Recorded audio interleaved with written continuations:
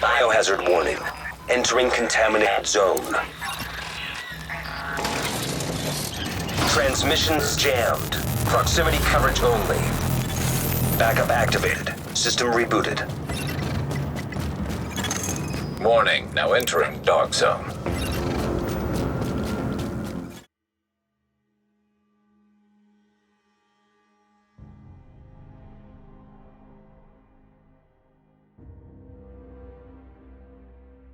There's been a lot of hype over the past few years for Ubisoft's newest game in the Tom Clancy line of games, The Division. It was first shown at E3 2013 with amazing graphics, third-person shooting action, and RPG mechanics. As time went on and newer versions were shown, it was pretty obvious that The Division had fallen into the Watch Dogs trap, as its graphics, while still quite good, obviously weren't living up to the initial trailer. Questions also arose about how the gameplay mechanics would work, since it appeared that many of the enemies were looking like bullet sponges, taking more than an entire clip to go down. But just a few weeks before launch, Ubisoft had a closed and then an open beta to show off the game. And these betas actually brought the hope for the game back to the forefront, as it turned out the betas were actually really good.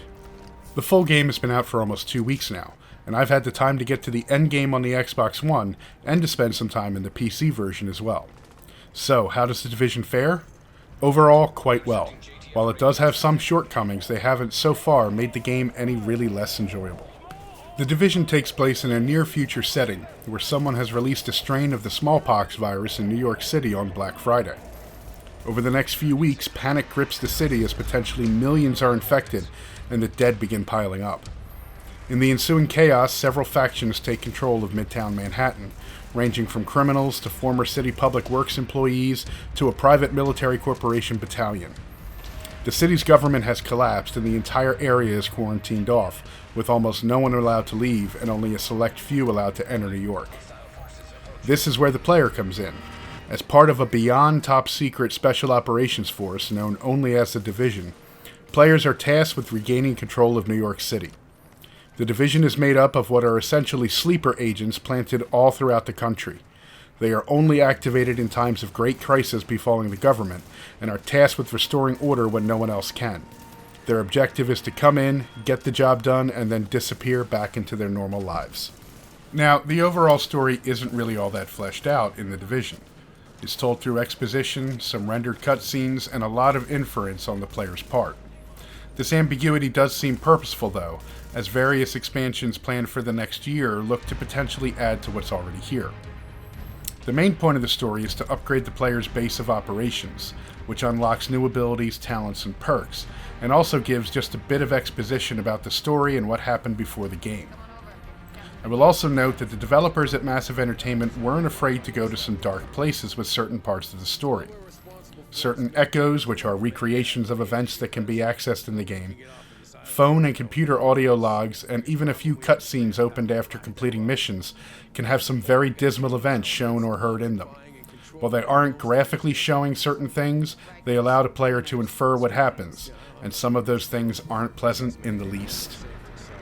Now, I know a lot of people like to compare The Division to Destiny, and while there are some similarities, the games are actually very different in most ways.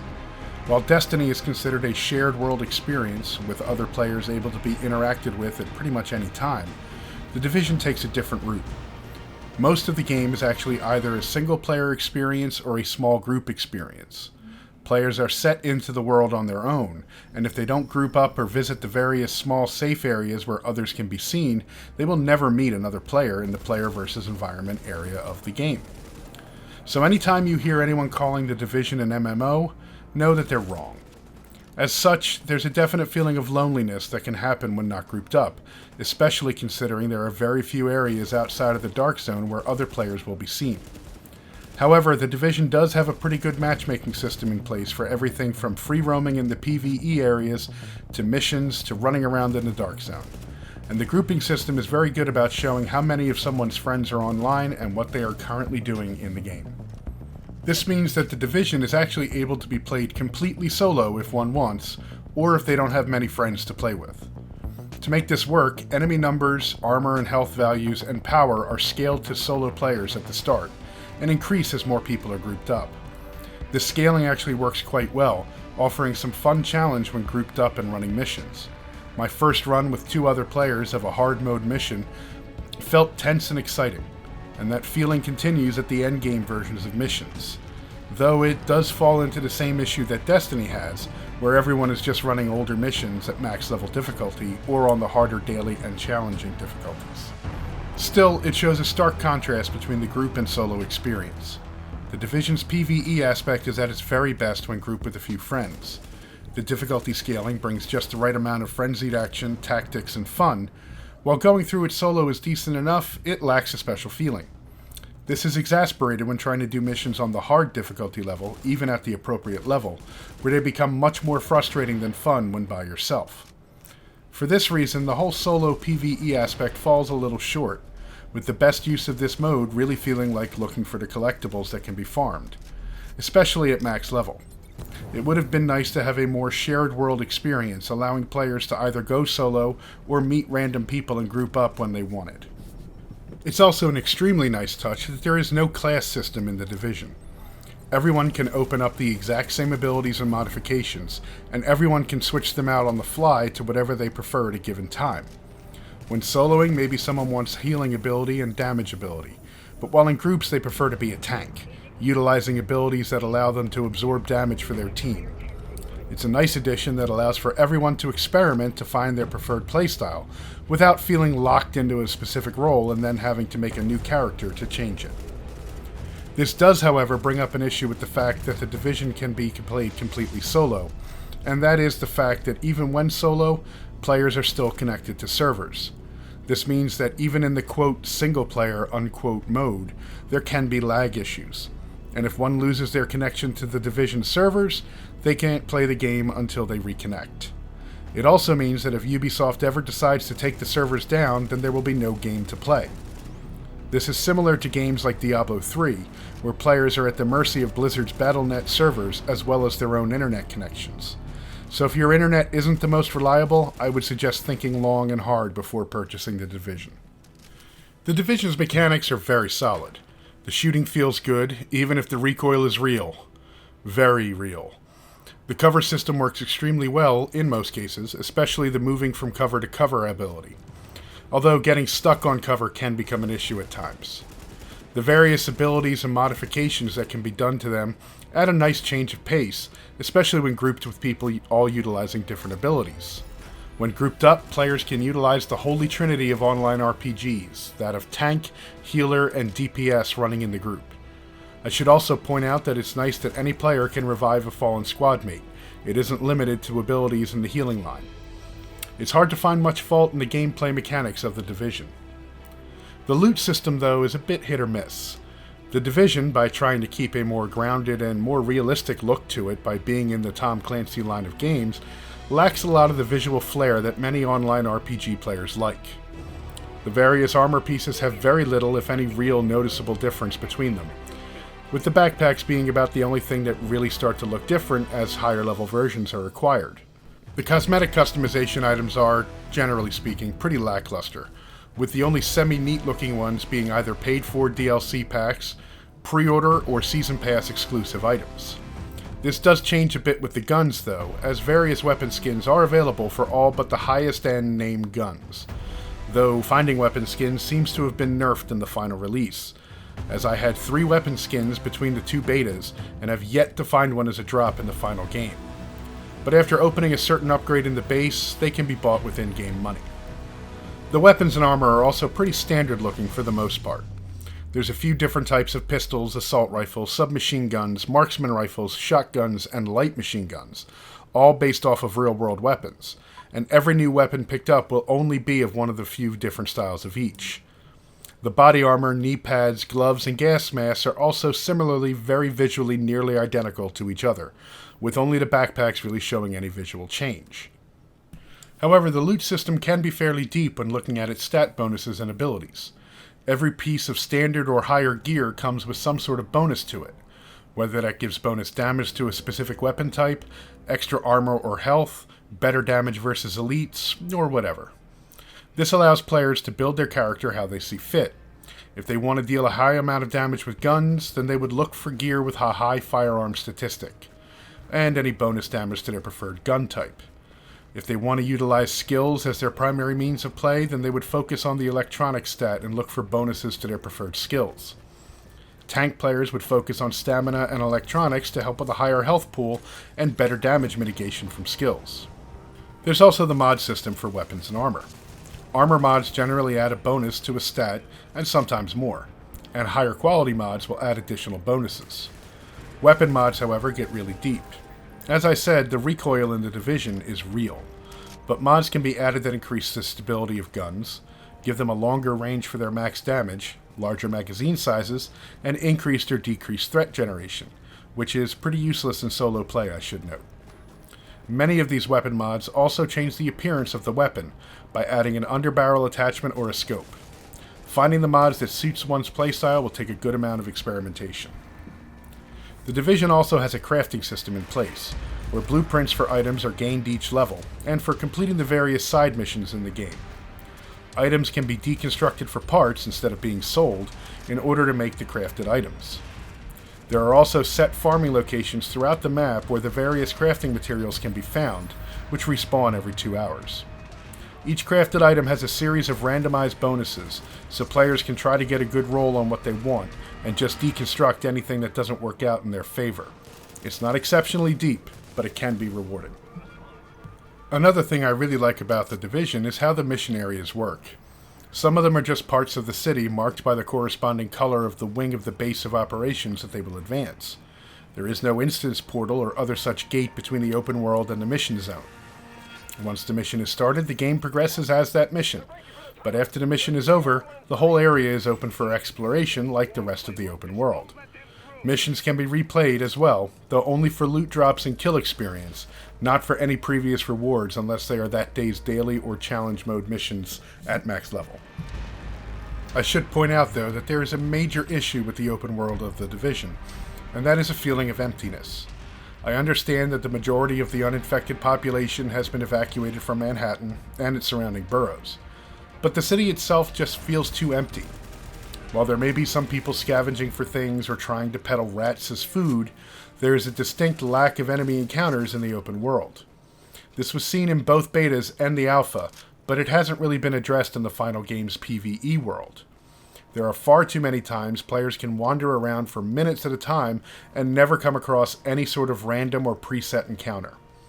Considering that the map is a near one-to-one recreation of the area of Manhattan that it is set in, this is an issue. YouTuber Marco Style has a very good video of the map size in the Division and shows that it is less than 1 square kilometer smaller than the actual area of Manhattan it is set in, as well as showing that the game map, including the Dark Zone, is pretty much the same size as Fallout 4's map. But when there aren't enough encounters, the map feels empty. Hopefully Massive will address this issue. I do notice a lot of people complaining about the enemies being bullet sponges. And yes, they are. But people have to remember that the Division is an RPG, not a traditional shooter.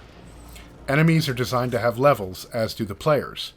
Itemization is key to bringing down higher level and higher armored NPCs. It's the same mechanic used in every other RPG. But because this is a Tom Clancy shooter, people feel it is out of place. And to that, I can only say that this isn't the game for you then. All RPGs, even shooter RPGs like Destiny, have their bullet or other damage sponginess to them. It's designed that way to encourage the finding of better gear and a sense of progression when that boss that used to take forever to kill now goes down in a minute or two, or when enemies that used to two-shot the player now don't feel as big of a threat. It's why higher level gear does more damage than lower level gear, even if they are ostensibly the same weapon or armor piece. The Division is an RPG first, shooter second. However, this doesn't mean I just want the enemies and bosses to remain bullet sponges as their main form of difficulty. I want, in the upcoming incursions for example, more bosses where tactics and strategy win the fight, as opposed to just filling the boss full of lead. And then we get to the Dark Zone, an area that was played up in the preview events and trailers. This zone is what we would consider a player versus environment versus player zone, or a dangerous PvE zone. It is in this zone that players will find other players free roaming, killing NPC enemies, and scavenging for loot. It is also in this zone that the ability to engage in PvP is enabled, known as going rogue. Players are considered non-hostile to other players by default, but they can be attacked if one chooses. The reason for this is in how the loot system in the Dark Zone works. Everything in this area is contaminated with the smallpox virus and cannot be used until it has been extracted and cleaned. As a result, the loot picked up in the Dark Zone is not bound to the player and is able to be dropped and picked up by others if they die. The Dark Zone also utilizes its own experience system and currency, and death results in the loss of both that experience and money. In a way, this harks back to games like Ultima Online, where dying had a real consequence. The Dark Zone is split into multiple zones, each with progressively harder enemies, but also with progressively better loot. Each zone contains a safe house to restock and at least one extraction point to get loot out. There are also landmarks where enemy bosses can spawn with their accompanying groups of followers. The Dark Zone also has many more encounters than the PvE world, with far more patrolling groups, set spawn locations, as well as areas where the different factions can sometimes get into brawls with each other. So even when not engaging in the PvP aspect, there is just far more to do in the Dark Zone. Also, at the time of this review, the Dark Zone is currently the only place to get the best drops in the game. However, the rogue system overall is a bit broken at the moment. Going rogue has only one advantage: taking loot from other players killed. The disadvantage of going rogue, though, far outweigh the single advantage. Upon going rogue, the in-game computer system used, called Isaac, marks the player as disavowing their allegiance to the Division, and a timer is set. For every kill against non-rogue players, this timer goes up until it reaches a maximum of 5 minutes. Surviving the timer does grant some Dark Zone experience and Dark Zone funds, but dying while rogue makes the rogue player lose far more experience and currency than they gain. At the higher level Dark Zone ranks, 2 or more Dark Zone levels and over 100,000 Dark Zone funds can be lost from a single death while going rogue. Meanwhile, the reward for surviving a 5-minute rogue timer isn't even 3,000 Dark Zone funds and only a handful of Dark Zone experience. In short, the risk versus reward ratio for going rogue is completely broken. It's caused players to make a second character, have their friends power level them to 30, and then use this character, that they don't really care about, to go rogue and grief others in the Dark Zone as much as possible, while keeping their main character safe from losing any Dark Zone experience and funds. So while Massive made going rogue an option, it's not one many are going to take on their main character that they're trying to progress. Considering that buying anything in the Dark Zone requires a Dark Zone rank of 30 or better, and that players can D-rank massively from dying as rogue, there is little incentive for any PvP to happen on main characters. Instead, these secondary Smurf characters are what will be used to do the PvP with, mostly in the hopes of just griefing other players who are still on their mains. On the subject of griefing other players, it should also be noted that there are quite a few people who will decide to run in front of bullets in order to make someone go rogue so they can kill them, take their loot, and not have any penalties. It's kind of annoying, and I really wish that Massive had done something else to fix this. As of now, they don't really have anything. Still, the Dark Zone can be a lot of fun when going in with friends. Going around, finding bosses and other groups of NPCs, watching the loot rain from the sky in some cases, and that elation at seeing that first gold item drop is a real blast. The tension of extracting, knowing that not only will enemy NPCs arrive at a certain point to harass you, but also that other players may show up to harass you, brings a great feeling of tension to the gameplay in the Dark Zone. Even more so when daring to venture in solo, where even groups on their mains won't hesitate to kill you if they see you have a loot bag, because very few people have the ability to survive, much less kill a full group on their own. Perhaps a separate Dark Zone needs to be added, one where PvP is the main focus, where there aren't any penalties for dying, but at the same time not really any benefits for killing either. Just a place where those wanting the PvP can go. I hear a lot of complaints about how there's no incentive to go rogue, and as I mentioned, there really aren't any. And that those people who really just want a PvP are left out in the cold. So maybe a separate Dark Zone that is full-on PvP with little to no NPCs and a much smaller area to avoid just running away would be a good solution for those players who want to PvP as much as possible. Also, there is supposed to be an update in April that will be free to everyone, that is also supposed to include new high-level content known as incursions. This may be similar to how other online RPGs do raids, with large or multi-group content with bigger and better rewards coming from them. Perhaps if they're like more traditional raids, they'll also have reset timers that allow groups to progress as far as they can and then continue their progress where they left off when coming back a day or so later. Now, I know some people really want to know how the graphics stand up on the consoles compared to the PC, and generally they hold up pretty well against the PC version. If you have a powerful PC, yes, The Division will look better and run faster than on an Xbox One or a PlayStation 4. The consoles, though, aren't really what I would call bad looking. Sure, there are some pretty horrific texture pop-ins at times, and the console versions run at 30 frames per second, but they still look good. The Division console versions are easily some of the best looking console games out right now. With a powerful PC, the game runs at 60 frames per second easily, and has very little to no texture pop-in. This doesn't mean that other graphical glitches can't occur, though. The PC version also allows for much more graphical customization, like UI placement and such, as well as offering both keyboard and mouse support or the use of an Xbox One controller. So while the PC version is the better looking version, it's not leaps and bounds better, which has upset some PC players. Also, please note that players on NVIDIA graphics cards should still not be updating to the newest drivers, as they apparently are still causing computer issues at the time of this review. I should also note that this is definitely one of the better PC versions of multi-platform games that has come out recently. It doesn't just feel like a poorly optimized port of the console versions, and actually feels like it was developed with the PC gaming market in mind. Hopefully, this means that Ubisoft, one of the biggest offenders when it came to poorly optimized PC versions, is learning from their past mistakes. The sound is also good. Snow crunching under boot, weapon sounds, and the original music all sound excellent. The voice acting is a bit dry, but pretty much par for the course. Though the constant hearing of, "They got Alex!" when you kill rioters is still funny, especially when you kill someone, hear it, and then 2 guys later hear it again. There's an awful lot of Alexes in the rioter faction, I guess. So, my recommendation for The Division is a trepidatious buy, with the caveats being, be aware that this is not a shooter but an RPG. It is an always online title, and that its cosmetic appearances for characters and weapons may feel a bit boring to some. If those don't faze you, then The Division could be well worth it to you. Otherwise, I'd wait and watch live streams or other videos to see if it's something you might want.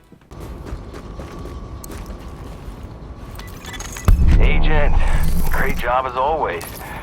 But just in case it had crossed your mind, I'll give you some advice. You should stick to your day job. I mean, you're clearly a great agent, and there are way too many actors in the pool already. The Division needs you more than network television does.